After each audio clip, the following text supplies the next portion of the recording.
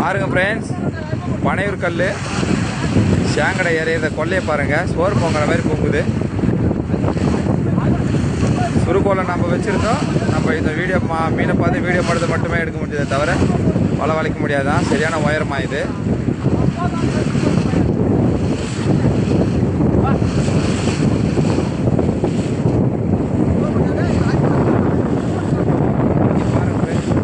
மீன் படியவே இல்லை. நம்ம வலையை அடங்கு ஃப்ரெண்ட்ஸ்.